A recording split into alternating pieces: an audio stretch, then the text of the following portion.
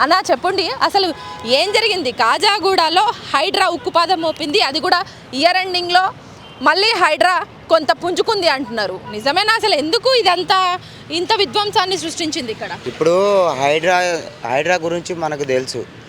మూసి దగ్గర ఉన్నది, చెరువు నాలలు అవన్నీ డెవలప్మెంట్ చేస్తున్నాం. ఓకే, దానికి నేను అగ్రి, నేను కాదని చెప్పట్లేదు. కాకపోతే ఇది హైడ్రా దాని కింద లేదు కదా, ఇది రోడ్ పైన ఉన్న ప్రాపర్టీ, ఇది పట్టా భూమి. ఇక్కడ నుంచి 1/2 కిలోమీటర్ లోపల చెరువు ఉంటుంది. నువ్వు సర్వే చేసుకోవాలి, ఎక్కడి నుంచి ఎక్కడ ఉంది, నీకు బఫర్ జోన్ ఎక్కడ ఉంది, ఎఫ్టీఎల్ కింద ఎంత వస్తుందో అది నువ్వు చూసుకోవాలి. మేము ఇక్కడ నుంచి 2009 నుంచి షాపులు పెట్టుకొని బతుకుతున్నాం. ఇప్పటివరకు ఏ పొలిటికల్ వచ్చినా, ఏ లీడర్ వచ్చినా, ఏ సీఎం వచ్చినా మాకు ఎన్నిసార్లు అయినా కూడా మాకు ఎలాంటి ప్రాబ్లం రాలేదు. మేము ఇక్కడ బతుకుతున్నాం, మాకు జీవనాధారం కూడా ఇదే. ఇప్పుడు నువ్వు సడన్గా వచ్చి హైడ్రా కింద ఉందని చెప్పేసి నువ్వు నిన్న సాయంత్రం 4 గంటలకు నోటీస్ ఇచ్చి 24 గంటలు టైం ఇస్తున్నాను, 24 గంటలు ఖాళీ చేయాలని చెప్తే మేము ఎలా మెల్లబడికి ఒక 2 డేస్ టైం ఇవ్వని 4 అవర్స్ బతిమాలం. ఎవరికి? సిఐ అంటే రాజశేఖర్ గారు, హైడ్రా అతను. ఏంటంటే 4 అవర్స్ బతిమాలం అందరం కలిసి.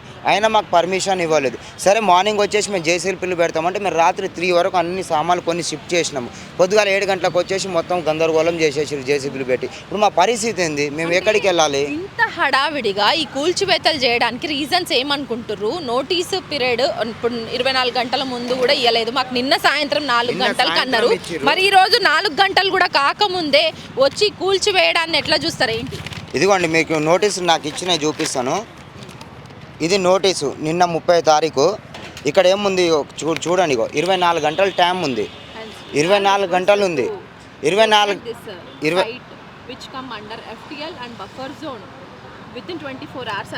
24 అవర్స్ కదా. మరి 24 అవర్స్ కాకముందు నువ్వు ఎట్లా వచ్చి ఇది చేస్తావు, యాక్షన్ ఎట్లా తీసుకుంటావు?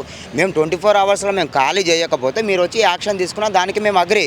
24 అవర్స్ కాకముందు ఎట్లా యాక్షన్ తీసుకుంటారు? అంటే మీ ఇళ్ళకి దేనికి కూడా పర్మిషన్స్ లేవు, ఇవన్నీ అక్రమ కట్టడాలే, ఇవన్నీ బఫర్ జోన్లో ఉన్నాయి అనేసి చెప్తున్నారు. నా దగ్గర డాక్యుమెంట్స్ ఉన్నాయి, నేను ప్రూఫ్ చేస్తాను. ఇది పట్టా భూమి. ఇక్కడ నుంచి ఎకరం 28 గుంటలు ఉంటుంది. ఇది పట్టా భూమి. 2000లో కొన్న ప్రాపర్టీ ఇది. అప్పుడు మొత్తం పొలాలు ఇవి. ఎన్ని సంవత్సరాలు ఉన్నప్పుడు మరి ఇక్కడ రోడ్ వేసినప్పుడు నాలా ఉంది, బఫర్ జోన్ గిఫర్ జోన్ అన్నప్పుడు ఇక్కడ రోడ్ వేసినప్పుడు మరి మీరు ఏం చేస్తున్నారు? మొన్నటిదాకా జిఎస్ఎంసీ రోడ్డు డివైడర్ కట్టినప్పుడు మీరు ఏం చేస్తున్నారు? అప్పుడు ఎందుకు అడగలేదు? మమ్మల్ని ఎందుకు ఇది చేస్తాం? మాది చిన్న చిన్న షాపులు, ఏదో బతుకు ఆధారం అదే కాబట్టి మేము బతుకుతున్నాము. ఎన్నేళ్ళ సందే నువ్వు ఇక్కడ షాప్ నడిపిస్తున్నావు? ఏం షాప్ అన్నా మీది? ఎంత రోజుకి ఎంత ఆదాయం వస్తుంది? దాని మీదనే మీ జీవనాధారమా ఏంటి?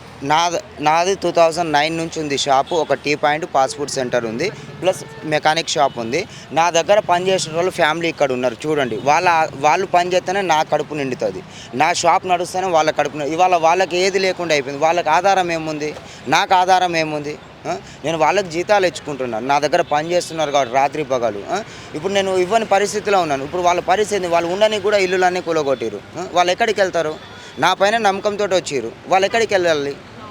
ఇప్పుడు అక్కడ మీనాక్షి ఏమో బఫర్ జోన్లో ఉంది, ఎఫ్టీఎల్లో ఉంది, రామనాయుడు స్టూడియో కూడా ఉంది, వెనక చెరువు ఉంది. ఇక్కడ నుంచి చెరువులో 14 ఎకరాలు కబ్జా చేసుకొని ఉన్నారు. మరి ఇక్కడ నుంచి కూడా ఉంది. ఒకసారి అదంతా సర్వే చేసుకోవాలి కదా. సర్వే చేసుకున్నప్పుడు మీది ఇక్కడ ఉంది, మీరు ఇక్కడ నుంచి ఖాళీ చేయాలి, మాకు ఆల్టర్నేటివ్ వేరే ఏదైనా చూపిస్తాం, మేము ఇక్కడ నుంచి షిఫ్ట్ అయిపోతాం కదా.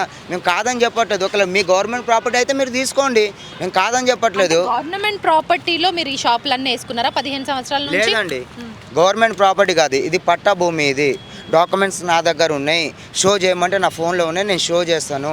ఇది పట్టా భూమి, 2000లో కొన్న ప్రాపర్టీ ఇది. ఆల్రెడీ మేము బోర్డు కూడా పెట్టినాం, బోర్డు కూడా పీకి అక్కడ పడేసారు. ఇక్కడ చెరువు ఎంత దూరంలో ఉంది? ఇప్పుడు మెయిన్ రోడ్డుకి పక్కనే మీ షాపులు ఉన్నాయి, చెరువు ఎంత దూరంలో ఉంది? 1/2 కిలోమీటర్ లోపల ఉంటుంది, 1/2 కిలోమీటర్ లోపల చెరువు ఉంటుంది. ఆల్రెడీ చెరువులో కూడా మట్టి పోసి కబ్జా చేసినా కూడా ఉంది. అప్పుడు కేసీఆర్ హయాంలో చెరువు ఏంది, భగీరథ దాంట్లో సంబంధించిన దాంట్లో ఏం చేసిరంటే అప్పుడు చెరువు మొత్తం సర్వే చేసి ఫిన్సింగ్ కూడా వేసిరు. ఫిన్సింగ్ వేస్తే రీసెంట్గా ఏమైందంటే మొత్తం దాంట్లో ఇంతకుముందు ఎప్పుడో జమానాలో నాకు తెలియదు దాని గురించి, కానీ జమానాలో అమ్మిన అది అంతా పట్టభూమి పొలాలంటే అమ్మినప్పుడు వాళ్ళు ఎవరైతే కొన్నారో వాళ్ళందరూ అక్కడ మట్టి పోసుకొని లెవెల్ చేసుకున్నారు. దానికి అక్కడ కూడా షెడ్లు వేసుకుంటే లాస్ట్ టైం అనేది ఇక్కడ షేర్లింగంపల్లి కమిషనర్ ఒక లేడీ మేడం వచ్చేసి మొత్తం కులగొట్టేసి అక్కడ నుంచి క్లోజ్ చేసింది. అక్కడ బ్యాక్ సైడ్ కూడా మనకు ఏది మనం వేసిన ఫిన్సింగ్ కూడా ఉంటుంది, మీరు కావాలంటే వెళ్ళి చెక్ చేసుకోండి.